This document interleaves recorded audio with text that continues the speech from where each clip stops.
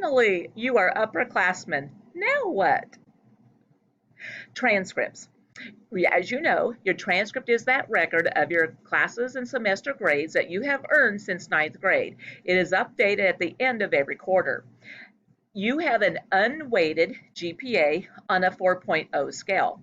Your class rank, currently there are 77 students in your class. The top third would be the top 22 students. A 4-semester transcript is what you have now, and you will graduate with an 8-semester transcript. Activities. While in high school, remain in activities involved at school, community activities, become leaders in your organizations, participate in community service and other volunteer activities. It's really important that you participate in community service, keep track of those hours. A lot of scholarships and things, that's the make or break factor. They can have a lot of students who have good GPAs, high test scores, etc. What is it going to be that's going to set you apart from others? Community service a lot of time is that make or break factor. My name is Mrs. Ecton, and I'm the new college and career advocate here at Burlington High School. So as we look ahead and decide what you want to do when you grow up, some of the tools that we will use is career cruising, and I know you've probably used that in the past and might have different feelings on it, but it does have a lot of tools as you go out and you look for what you want to do post-secondary, whether you want to enter the military workforce, trade school, or even a college or university. There are a lot of options on there and resources on there to help you kind of figure out what you want to do and what would be the best for you. U.S. Service Academies, there are 5 in the United States.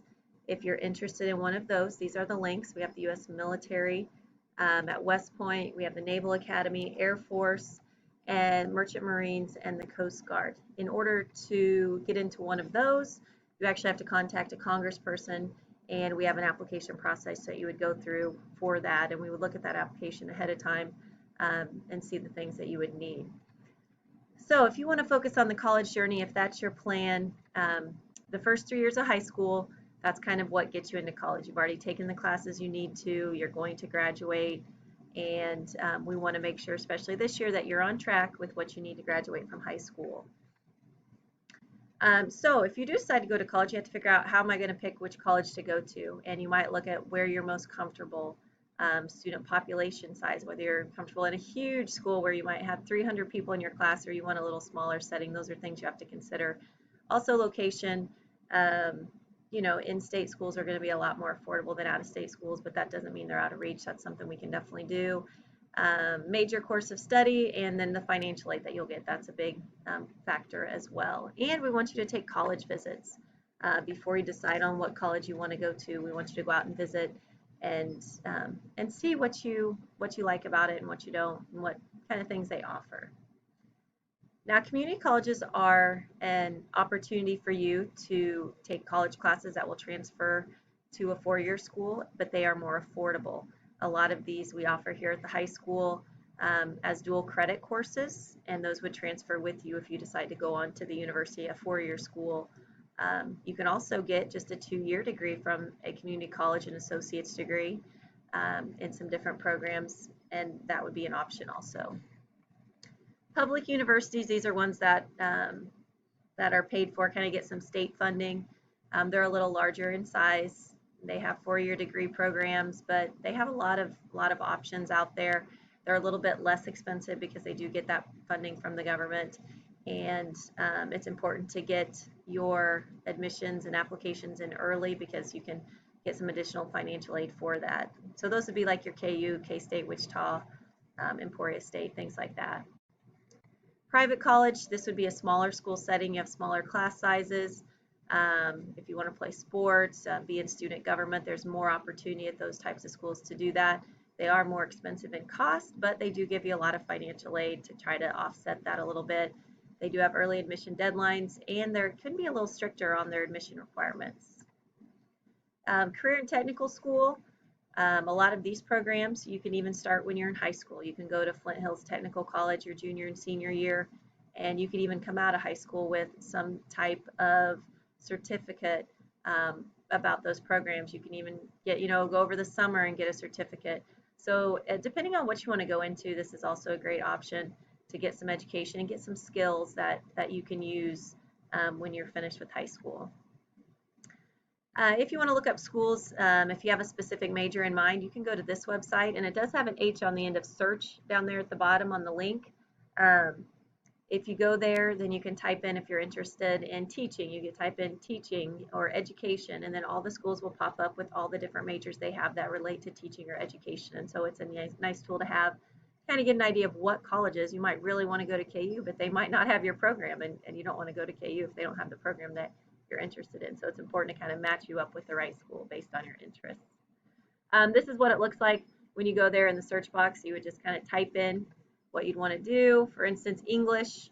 If you want to get your master's or your bachelor's in English, so your bachelor's would be like typically a 4-year degree that you would get, and then if you want to stay a little longer, you could get a master's. But this would just show you the universities here in Kansas that offer those degrees in a different level. And then the associate's degree, like Johnson County, that's a 2-year degree that you would get. So once again, these are some popular websites that you can look at for just to explore more colleges and see what's out there. We have a lot more colleges in Kansas than you've probably ever heard of. There's tons of them out there. So as you begin your search, things you want to look at are the admission criteria and deadlines. You don't want to miss a deadline, and what type of financial aid or scholarship information that they might offer, the majors that they offer, so what you want to do, any activities, if you want to be involved in an activity, what the population is, and overall what the cost would be. Not only the cost for tuition, but then you have your fees, and then you have housing, and a lot of time your room and board, your food comes along with that too. So just the total cost going to school there. In the past, we've had college reps kind of come into the school and talk to you a little bit about their university. They're not quite doing that as much this year, we'll see, but a lot of reps are going to possibly send us videos about their program, and we could email that out to you, so that would be an option. If you know someone who went to a college you're interested in, talk to them. Maybe you could go visit them there, see what it's like. Take campus visits. There's a process that you go through where you come in and get a form from the guidance office. You fill it out, your parents sign it, you go on your visit, and it doesn't count against your attendance record, and then you have to bring back some documentation of that, like a little card or just your agenda for the day. We also plan to attend the College Planning Conference at EHS in October, if they still have that, and also the Wrangler Rally Day at Flint Hills Technical College in October, and it will be virtual. And there's your campus visits. I've already talked a little bit about what you need to do there, but make sure you get the form and fill it out prior, so before you go on that campus visit. And then this is always virtual, the National College Fair, and it talks about colleges from all over the country, and you can sign up for that and go see all the colleges that are there. You are an athlete and you think you, excuse me, and you think you might participate in sports at either the Division I or Division II level, you need to register with the eligibilitycenter.org. It will cost you $90 to do so. Go ahead and get that done this school year. Once you have registered with them, you'll get an email back with directions on how to complete the registration. Please come let me know that you've done so I can upload your transcript. Anytime you take the ACT, please put down 9999 as a code to have your score sent to. That is the code for NCAA. They will not accept the ACT on your high school transcript. It does have to come directly from ACT. Your senior year, there will be an amateurism form that you also have to submit. NAIA. If you're planning to participate in athletics in an NAIA school, it also costs $90. You do have to register. To be eligible for it, you do have to graduate from high school and meet 2 of the following. You have to have an 18 on your ACT or earn a minimum cumulative GPA of 2.0 or rank in the top half of your class. So of those 3 things, you need to meet at least 2. They also will only take scores directly from ACT, so anytime you take the ACT and you want your score sent to NAIA, use code 9876. Standardized testing. Test scores, they are used for college admission, course placement, and scholarships. The ACT is the test of choice in the Midwest. Some of you may have taken the ACT already. It will test you in English, math, science, and reading. The writing test is optional. If you're planning to stay in Kansas, you do not need the writing test. The test is given 7 times a year: September, October, December, February, April, June, and July. We offer all of the test dates. We typically do not do the July one. We did this last year because ACT contacted us and asked us to do so. Because of COVID messing up a lot of test dates last April, June, and July, they are adding a second test date in September and 2 additional dates in October. They're all on Saturdays. So just be aware of that. And you have those opportunities to take the ACT. In September, those dates are September 12th and 19th. October, it's the 12th. It's the 10th, 17th, 24th, I believe, of October. They're all on Saturdays. If you are interested in the September test dates, the deadline to register is Friday, August 28th, and you register online at actstudent.org. It does cost $55 to take the ACT, $70 to take the ACT with writing. If you still want to test but you missed the deadline, then there's an additional $35 fee. If you miss the late deadline and you still want to test, there is a standby fee deadline, and if you register at that time, then it will cost you $56 additional dollars. If you need to change a test date or a test center change, it is $35 to do so. The good news is the state of Kansas will pay for all of you to take the ACT for free on Tuesday, February 23rd, 2021. ACT and KSDE set the date. I have nothing to do with that. There is a makeup date later in March, but we're all going to try to hit that day. So if you can avoid doctor's appointments or things like that, that is the day for the free ACT. For this particular ACT, you do not register for it. It will be done for you through the school.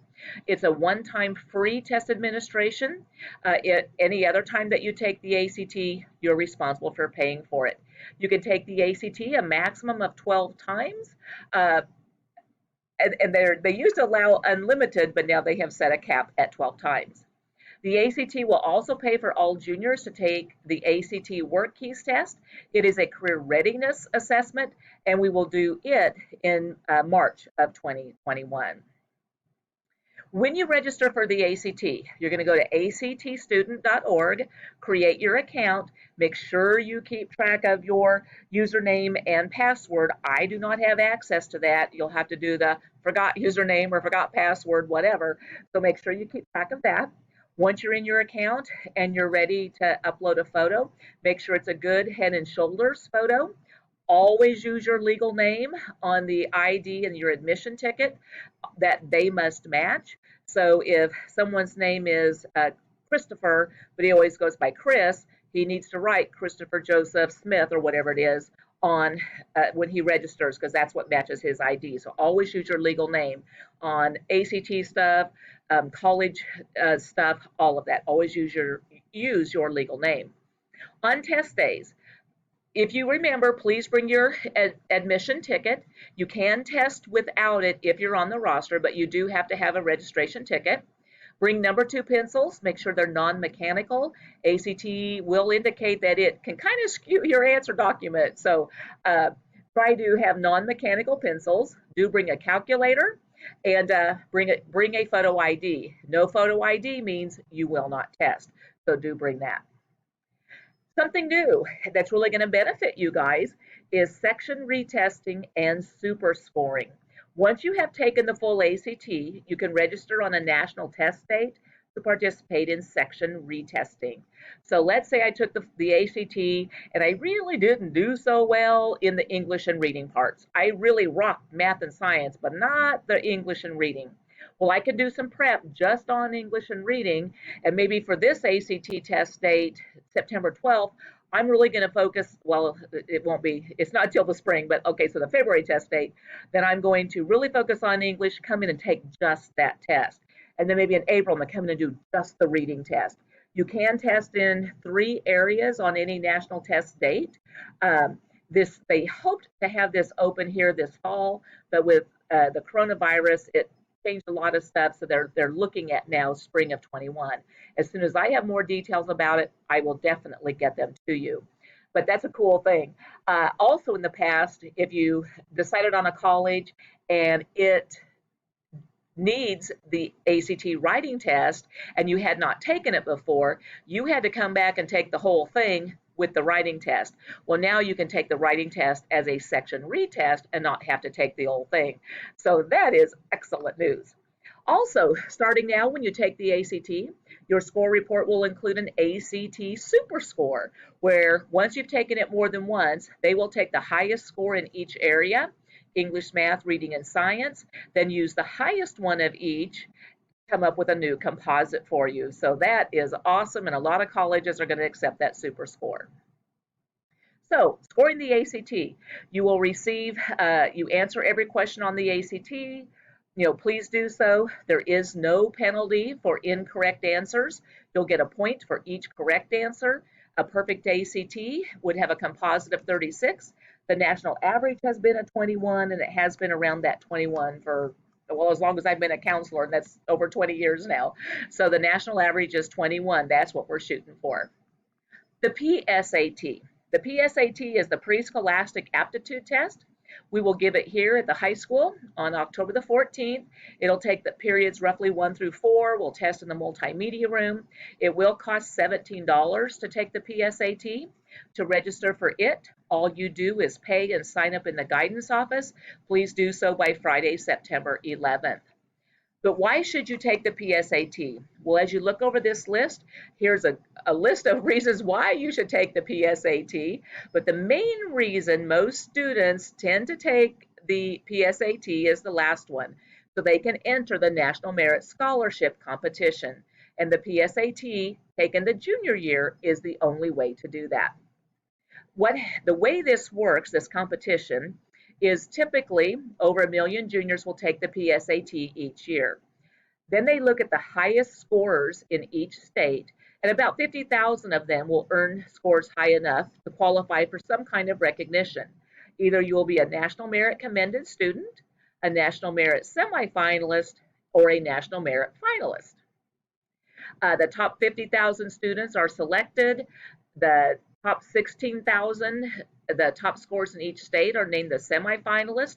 Those semifinalists then continue in this competition there's about 8,000 different merit scholarship awards out there. The other 34,000 are called National Merit Commended Students. The semifinalists, though, we find that out toward the end of your junior year, so if you are, or beginning of your senior year, and there's some stuff you have to do during that fall to validate that PSAT score. You have a little bit of paperwork to do. You have an essay you have to write. You need to secure some teacher recommendations. You have to validate that PSAT. After they have completed everything, we just kind of sit back and wait until spring of your senior year and find out who the National Merit Finalists are. So what is assessed on this PSAT? Well, it's reading, math, and writing and language. So the reading is short and long reading passages. The math is Algebra 1, geometry, and data analysis. Writing and language is a lot of grammar, identifying sentence errors, improving sentences, and paragraphs. On the scoring, on the reading and writing and the math, you can get between 160 and up to 760. Those two scores are added together for an overall score of 320 to 1520. Again, the PSAT is administered here October the 14th. The deadline to register is September 11th. The only way to register is come to the guidance office, sign up. We won't let you sign up until you pay. So pay the $17, cash or check, made payable to Burlington High School. And then I send one check in to the college board who hosts the PSAT. If you qualify for the free or reduced lunch program, please see me for a fee waiver. You could take the PSAT for free. And if you need some online help with this, you can go to collegeboard.com/PSAT to get some help. There's also a free prep booklet that you receive once you sign up and pay the $17 fee. The SAT. The SAT is the Scholastic Aptitude Test. It is the test of choice on the East and West Coast, and for schools that have more selective admissions policies. That would be like your Ivy League schools, things like that. Tests reading, writing, language usage. It's offered several times throughout the school year, and you register online at sat.collegeboard.com. Once you have taken either the ACT or the SAT, if you're going to a more selective college, they might want you to take a subject test. They might indicate to you that you need to take a particular subject test, and then that's the one you register for, or they might let you choose. At this time, these are the SAT subject tests that are available. Fee waivers. If you qualify for the free reduced lunch program, you can take the ACT for free 4 times while you are an upperclassman. It used to be only 2 times, and this year, starting with your class, they changed that to 4. So if I am a student who's on the free or reduced lunch program, I can come in and test on 4 Saturdays for free. That section retesting does count. So if you're already going to get it free in February because the state of Kansas is paying for it, and then you have 4 more times that you can take the test for free. If you want to take the SAT, you can take it twice, and you can take 2 subject tests for free while you are a junior or senior. You can also take the PSAT for free, but you need to let me know. Some test prep resources. Moving myself around, sorry guys, just want to get out of the way there. Some test prep resources. All of these are really good websites that you can use to prepare for these tests. There are test booklets that come with the ACT and the PSAT, and before each ACT test, Mrs. Hess and Mrs. Parker will offer evening study sessions. They usually offer a night or two the week of the test, really kind of hammer over some stuff, and I know kids have always commented that they have done better simply because they attended these sessions, so I encourage you to do that. Scholarship search. It is not too late or too early for you to get started looking for scholarships. A great place to start is FastWeb. So you go to fastweb.com, you put in your profile, your interests, your hobbies, your grades, all that kind of stuff. It will go out and look for scholarships that fit you. Send it back to your email and say, hey, so-and-so, you might want to check this out, and then it's up to you to do so or not. I would highly, highly, highly, highly recommend that you create an email just for college and scholarship information. You will get so much between the next 2 years. This way you can keep it separate from your own personal email. So I would create one, make it appropriate, make it an appropriate one to share with colleges and scholarships. So smith2021@gmail.com, that's an awesome one. I'm a hot chick at gmail.com, probably not a good one to share with the colleges. So have an appropriate email, but really, if you can, have a separate one that you can use for working with colleges and scholarships. So what is our game plan this year? Read, read, read. Write, write, right. Just like you do in, my volleyball players, basketball players, cross country, you guys have practice every day. Well, why do you practice? To get better. And same thing with your skills, your academic skills. The more you read, the better reader you're going to be. The more you write, the better writer you're going to be. And those skills will help you with ACT, PSAT, college, other stuff. So read, read, read, and write, write, write. Please keep your grades up so that you can have the highest cumulative GPA, the highest class rank possible. Start looking for colleges that interest you and that can help you achieve your career goal. If we're allowed some college reps, we're going to start the year without allowing them in. But if we get to a point that we can start letting them in, visit the ones that come to Burlington High School. I think there will be some who will do something virtually. And as they get signed up, I will let you know that as well.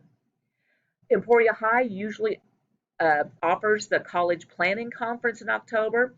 Don't know yet if they're going to have that this year. If they do, great, but I'll let you know when I have more information. I do know Flint Hills Technical College is going to have a virtual Wrangler Rally Day in October. That's something they do every year. It's a great event. I wish we could go, but we're going to have it virtually this year. So work this year just to research colleges if you are a college-bound student. Try to have your list of potential colleges narrowed down to 5 to 7 when you return for your senior year. Make campus visits if you can. Get that standardized testing out of the way. It's imperative to have a score on file prior to your senior year, and you all will because we're going to take it for free in February. Juniors, you have access to the college visit form, the monthly Just for Juniors newsletter. I will put together a newsletter for you that it tells you each month kind of what's coming up, what you need to be doing. It's called Just for Juniors, and so I will get that out to you every month. This particular PowerPoint, the video that we are creating here, any other pertinent information, but all of this will be in the high school student common folder. You have 24/7 access to it. There's a folder there labeled Class of 2022, and you'll find a lot of stuff in there already. I will email the Just for Juniors newsletter out. If you don't want it, just let me know. I will email it to your school email. If you prefer to have it emailed to your personal email, you'll need to give that to me. So just keep in mind, the better you prepare this year, the more you're going to enjoy your senior year. So work hard, have a great year. Personally, I think junior year is probably the toughest year of high school. You're starting to get into your upper level math and science and English classes, taking concurrent classes, starting to have jobs, participating in athletics. Just such a busy year. But work hard, keep your nose to the grindstone, start out on a good foot, don't get buried in anything and get yourself in a hole where you have to try to work out of it. And I hope you have a really great year. If you need anything, please do not hesitate to contact me or Mrs. Ecton. I've worked with her for a couple weeks now. She's fabulous. You guys are going to love her. So please get hold of either one of us. Here's our email addresses and our phones with our phone extensions. So you're welcome to get hold of us if you need anything. So have a great year and let us know what you might need. Go Wildcats!